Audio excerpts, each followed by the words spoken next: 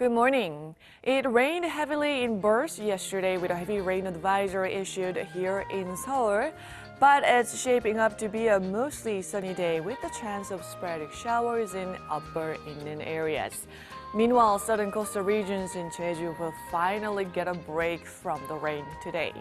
And it is a breezy start to our Friday. Morning lows are similar to a tad cooler than yesterday, but the air feels quite fresh. Daily highs will range from 27 to 30 degrees Celsius, and those of you down south will notice a big jump in temperatures. It's going to be 3 to 5 degrees warmer than yesterday, and Daegu should hit at 30 degrees this afternoon.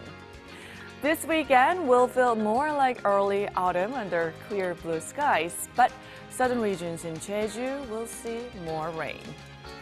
That's Korea for you, and here's the international weather for viewers around the world.